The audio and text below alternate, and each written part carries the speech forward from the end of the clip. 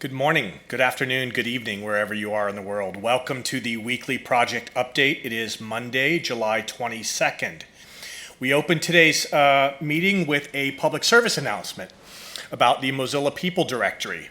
This is a reminder that tomorrow at 9 a.m., phone book, which is Mozilla's internal and private phone book, will start redirecting to the Mozilla People Directory, a public directory of all Mozillians. They've been working on our feedback and want to let us know that handles are now searchable in the Mozilla People Directory. So if you haven't done so, please update your handles in your profile's identities section. Handles are for Bugmail, GitHub, Slack, and IRC, now searchable in the Mozilla People Directory, which is live tomorrow at 9 a.m. Pacific time. I guess it's live now, but tomorrow will be the cutover for the internal phone book. With that, we move to the regularly scheduled portion of our meeting, Friends of Mozilla. The Mozilla Tech Speakers crew was super busy last week, speaking and hosting workshops at more than a dozen events and conferences around the globe.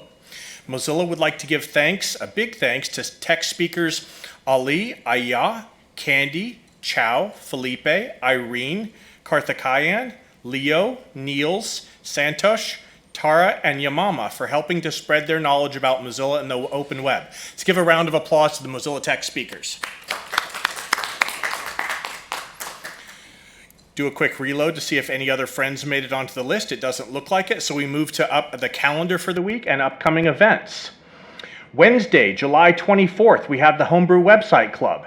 The Homebrew Website Club is a growing worldwide network of meetups for everyone who wants to take back their web experience from the social media silos and own their online identities, content, and interactions. We have Homebrew Website Clubs in Goa, India, which is a new one, in Nuremberg. I'm going to just say we have a couple in Germany. A couple in England and one in the US. You can check out the wiki page for details and RSVP. And on Thursday, we also have a Homebrew Website Club in Brighton, which happens every Thursday. Again, details and RSVP are in the wiki. With that, we're going to move on to our scheduled speakers for the day. And we start out with Andrew Krug, Staff Security Engineer, and the Weekly Minute. Andrew, take it away. It's time for the Weekly Minute Update, where we tell you all the things IT is doing to empower Mozillians in their mission to keep the web a global public resource, open and accessible to all. First update, since Q4 2018, the IT team has been working diligently to better understand how our staff and NDA contributors use mana.mozilla.org, also known as Atlassian Confluence. Today, we're launching a quick and easy way to get support, a new Slack channel, #Mana Support. Whether it's a strange error or asking for tips and tricks on how to better curate content, it's one place to go. Once again, that's #Mana Support on Slack. Questions go to @Jojo. Next up, a couple of updates from AV Ops, starting with an update from Air Mozilla. Beginning last week, the stream quality on Air Mozilla is now a full 1080p HD. We can even use that technology to stream large meetings. Over the last 2 weeks, AV Ops has streamed 32 different events using the platform. If you're hosting an event and you would like to stream, please fill out the form available at the link below and the operations team will reach out. In other news, In-User Services has now added the 2019 MacBook Pros to the Hub service catalog and is ready to take orders. If it's time for that biannual hardware refresh, please visit the Hub and fill out the form to get one of the new models. The 2019 models notably are only available for hardware refresh and not available for additional equipment requests at this time. Finally, we'll wrap it up with a Zoom tip of the day. The best features in Zoom are available in the desktop and mobile clients. For features like virtual backgrounds, recording, and calls longer than 40 minutes, make sure you get that software installed today. That's the minute. I'll see you next week. Thank you, Andrew. Next up, we have the Emerging Technologies Weekly Update with David Bryant. Take it away, David. Thank you, Asa. It's kind of quiet midsummer, a lot of people on holiday, many of us geeking out last week, reliving the 50th anniversary of the Apollo 11 mission. But there are a couple of things to report apart from that, which I can't see on the screen, so I'll do them from memory. First, as we announced some more events in our Developer Roadshow series. This is something we pioneered and honed back in 2017 when we did 57 roadshows in 52 weeks around the world as a meetup-style, community-focused way of getting developers together to talk about what they're going on, and for us from Mozilla to sort of share some of the work that we have at the platform level and other things we're doing in developer relations. 2019, we've had 2 larger events already this year, one in Los Angeles, one in New York, and we just announced 4 more coming, aimed through a partnership with the Beyond Tellerrand folks at developers in Germany and Austria. So I can't remember. Let's see, it was Bring this up right here. Give me the tab, Asa. There we go. Aha! So we have an event starting on the 26th of August in Nuremberg, and then followed in Munich, Linz, and Vienna. So 4 events in 4 days, Monday through Thursday of the week of the 26th of August. We have speakers lined up already. There's information on the website. You can check out what's going to be going on and go ahead and sign up for any of those events if you're in those locations or you would like to plan to be those dates and join us for a Developer Roadshow.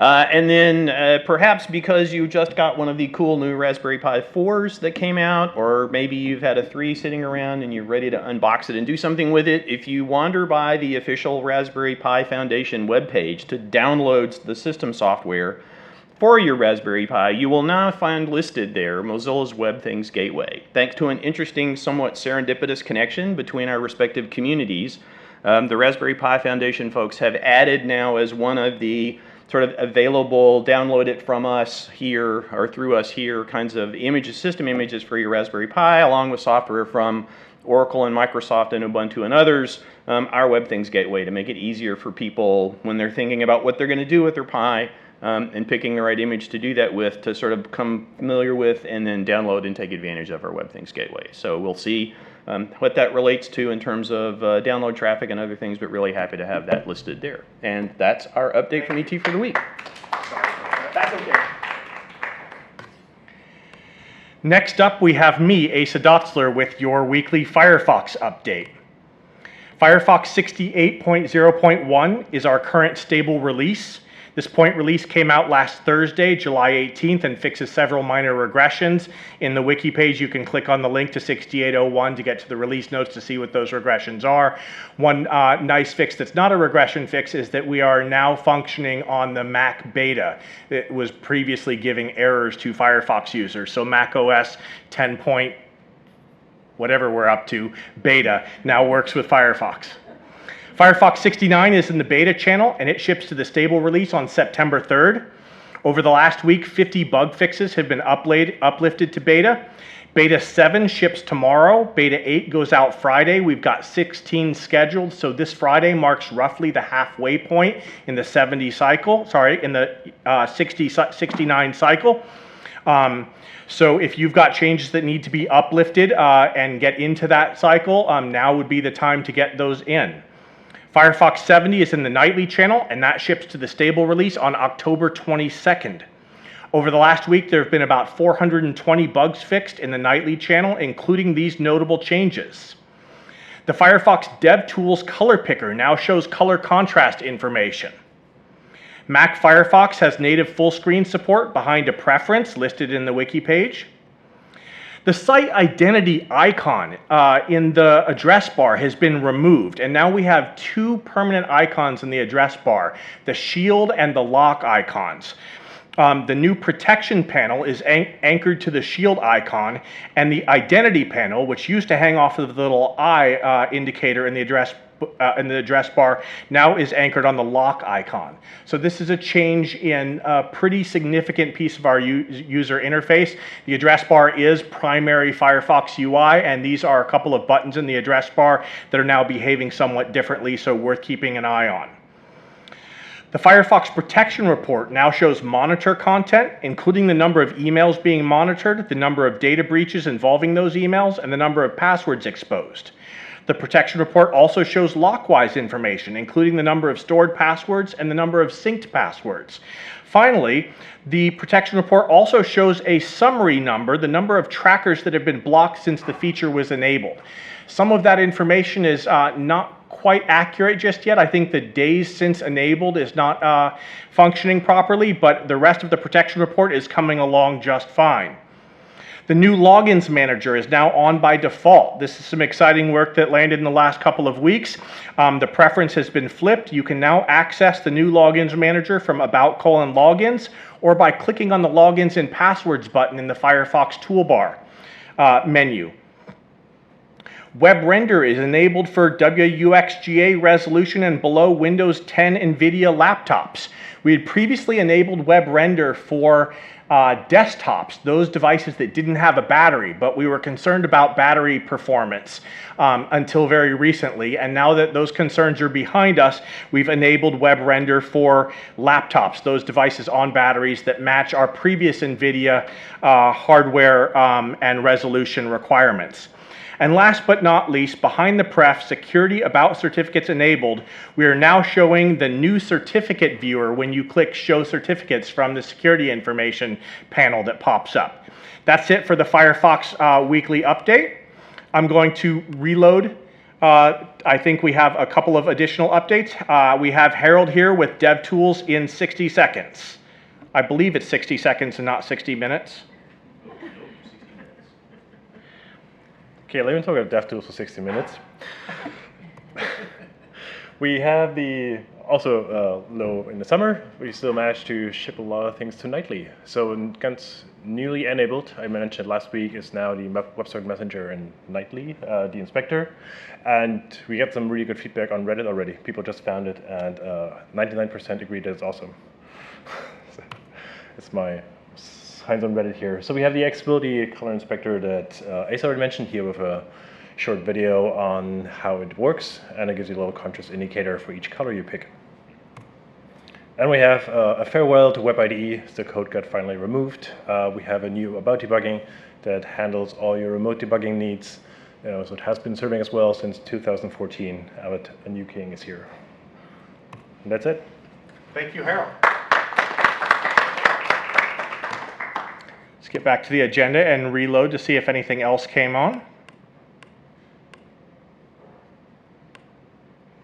It looks like that's it for our updates. We come to the closing section of our weekly meeting with welcomes and saying hello to some new Mozillians.